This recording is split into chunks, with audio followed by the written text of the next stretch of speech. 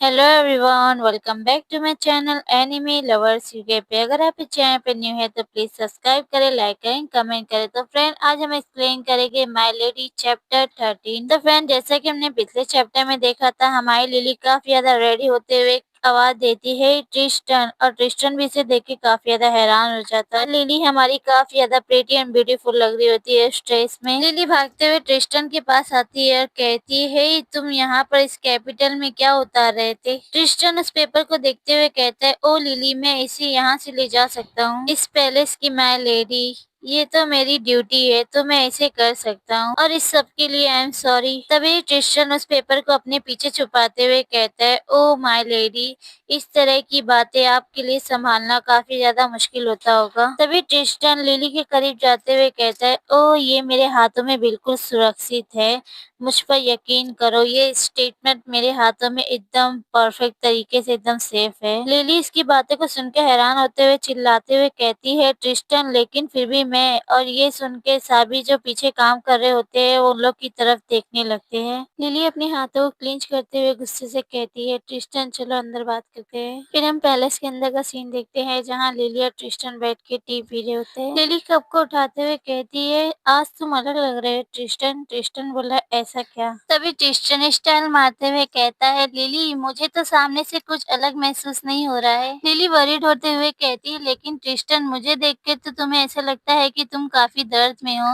और ये सुन के तो ट्रिस्टन के अंदर का दिल ही टूट जाता है। लिली चिंता करते हुए बोली, ट्रिस्टन, क्या तुम्हें कोई बीमारी है, या फिर शायद से तुम खुद को ज्यादा ही फोर्स कर रहे हो? ट्रिस्टन एक गहरी सांस लेते हुए कहता है, अरे ऐसा कुछ नहीं है लिली, वैसे सच बताओ तो मेरी नींद उड़ गई है, मैं तुम्हारे लिए काफी ज्यादा वरिड हूँ। ट्रिस्टन, मुझे तुमसे कुछ बात करनी है। ट्रिस्टन तभी सोचते हुए कहता है, लिली, क्या तुमने अपने हस्बैंड का फेस देखा है? लिली बोली, हाँ ट्रिस्टन, इसीलिए मेरे हस्बैंड को चिंता करने की इसकी कोई जरूरत नहीं है। लिली सैड होते हुए और कप को रखते हुए कहती है, खैर छोड़ो ट्रिस्टन, हमें कुछ और जरूरी बातों पर बातचीत करने की जरूरत है। ट्रिस्टन तभी लिली को तिरछी नजर से देखने लगता है, और वो पास की बात याद करते हुए कहता है कि लिली के डैड कहते हैं वो बाकी लोग से बिल्कुल अलग नहीं है। और लिली के डैड आगे ट्रिस्टन को कहते हैं, जैसे कि ये है, लिली उन सभी वेश्याओं की तरह है जिन्हें आप मैनेज करते हैं। और ये सुन के तो ट्रिस्टन काफी ज्यादा फ्लिंच हो जाता है। इसलिए ट्रिस्टन, वापस लौटने से पहले ये सुनिश्चित कर लेना कि उसको बच्चा पैदा करने में कोई भी प्रॉब्लम नहीं हो। वो सभी बातों को याद करके ट्रिस्टन गुस्से में कहता है, लिली, मुझे मत बताओ कि तुम पहले से ही। लेकिन तभी लिली ट्रिस्टन की बात को काटते हुए कहती है, ट्रिस्टन, क्या तुम सर्वेंट्स क्वार्टर में गए थे?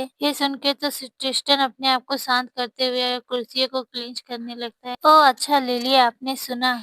लिली बोली, तुम यहाँ मेरे गेस्ट की तरह हो ट्रिस्टन, और प्लीज तुम मेरे लोगों के साथ रिस्पेक्टफुली बिहेव करो। ये सुन के तो ट्रिस्टन अपने हाथों को टेबल पे जोर से पटकते हुए खड़े हो जाता है। लेकिन लिली, तुम बहुत ही भोली हो, तुम्हें कुछ भी नहीं पता कि यहाँ पर क्या हो रहा है। आपको तो इस बात का बिल्कुल भी अंदाजा नहीं है लिली कि तुम्हारे डैड सच में तुम्हारे बारे में क्या सोचते हैं। और फिर ट्रिस्टन धीरे धीरे लिली के पास आगे बढ़ने लगता है और उसे कहता है, तुम्हारे हस्बैंड ने तुम्हें इकट्ठा किया है। ट्रिस्टन लिली के क्लोज जाते हुए उससे कहता है, मैंने सर्वेंट से बातचीत के दौरान इस बात की जांच की। और लिली ये सुन के हैरान होते हुए कहती है, इकट्ठा किया, इसका क्या मतलब है? तभी ट्रिस्टन अपने हाथ को आगे बढ़ाते हुए लिली के बालों में ले जाके उसे सहलाने लगता है और कहता है, अब तक आपके डैड ने आपसे अपना चेहरा छुपाए हुआ है। ये सुन के लिली काफी ज्यादा हैरानी से ट्रिस्टन को देखती है। ट्रिस्टन बोला, लिली, क्या ये बात आपको कभी अजीब नहीं लगी? फिर सीन चेंज होता है और हम व्लाद को देखते हैं कुछ मिनट पहले, जो लिली के रूम में जा रहा होता है, और वहीं लिली के रूम के बाहर टेलिंग खड़ा होता है। Welcome back your highness. Vlad बोला, टेलिंग, लिली कहाँ है? टेलिंग बोला, योर हाइनेस, वो अंदर अपने फ्रेंड के साथ बात कर रही है। व्लाद ये सुन के फ्लिंच हो जाता है, कहता है, क्या अपने फ्रेंड के साथ बात कर रही है? व्लाद फौरन ही लिली के रूम में एंटर होता है दरवाजा खोल के, और वो अपने सामने ट्रिस्टन और लिली को एक साथ देखते हुए काफी ज्यादा हैरान हो जाता है। उसको काफी ज्यादा गुस्सा आ रहा होता है, और व्लाद के हाथ में जो बॉक्स होता है वो भी धौड़ से जमीन पे गिर जाता है, और व्लाद उन लोग को देख के काफी ज्यादा हैरानी से उन लोग को देखने लगता है। और वहीं फिर ट्रिस्टन लिली के काफी ज्यादा क्लोज होते हुए उससे विस्पर करते हुए कहता है, तुम्हारे डैड ने तुम्हें जमा किया है लिली। ट्रिस्टन लिली के और भी ज्यादा क्लोज आते हुए इसके कान में विस्पर करते हुए कहता है, क्योंकि तुम एक कर्स लेडी हो जो अपने डैड को डेथ लाती है। ये सब बातें सुन के लिली काफी ज्यादा शॉक हो जाती है और ट्रिस्टन आगे उसे बताता है, और आपकी तरह इस पैलेस में घूमने वाले सभी लोग, ये सभी वो लोग हैं जिन्हें दुनिया वालों ने छोड़ दिया है। और अगर ड्यूक तुमको एक अच्छी वाइफ के रूप में देखते हैं तो वो उन चीजों को आपकी सेवा करने की अनुमति कभी नहीं देते। और तुम बस देखो लिली, तुम बस एक इंटरेस्टिंग आइटम की तरह हो और एक कर्स इंसान हो जो उसके साथ जुड़ गया है। ट्रिस्टन की ये सारी बातें सुन के लिली अपने दांतों को क्लिंच करते हुए कहती है, ट्रिस्टन मुझे ये पता है, और उसे पीछे पुश कर देती है। ट्रिस्टन हैरानी से कहता है, क्या लिली तुम्हें पता है? लिली काफी ज्यादा सैड होते हुए कहती है, शायद ट्रिस्टन तुम सही हो, शायद मैं सचमुच में एक कर्स हूँ, लेकिन फिर भी क्या आपको नहीं लगता कि मैं किसी ऐसे पर्सन के लिए मैं एक नॉर्मल लाइफ जी रही हूँ? लिली काफी ज्यादा कांपते हुए और अपने मुट्ठियों को टाइट क्लिंच करते हुए कहती है, ट्रिस्टन मैं तुम्हारी चिंता की सराहना करती हूँ, लेकिन ट्रिस्टन मैं नहीं सोचती थी कि तुम मुझे इस तरह से देखते हो। और ये सुन के तो ट्रिस्टन की चारों तरफ ब्लैक फॉग फैल जाती है। तभी ट्रिस्टन फटाक से लिली के पास बैठते हुए कहता है, प्लीज लिली ये बात नहीं है, मैं यहाँ पर तुम्हें ब्लेम नहीं कर रहा हूँ लिली। और वहीं हम व्लाद को देखते हैं जो लिली के करीब आगे बढ़ रहा होता है और ट्रिस्टन आगे लिली को कहता है,